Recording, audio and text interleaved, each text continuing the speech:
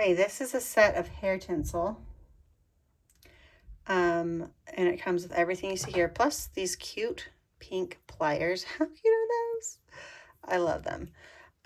So we've got the hair beads here, black, brown, blonde, some elastics, and these clippies. I love the clippy idea. So especially with my 4-year-olds, you can clip them in and out. And then there's hair tools here to help for the application. So many different ways to actually put the tinsel in the hair.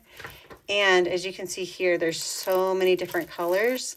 And there's actually a specific way to release the tinsel out one by one, so we're not clumping them up and wasting them.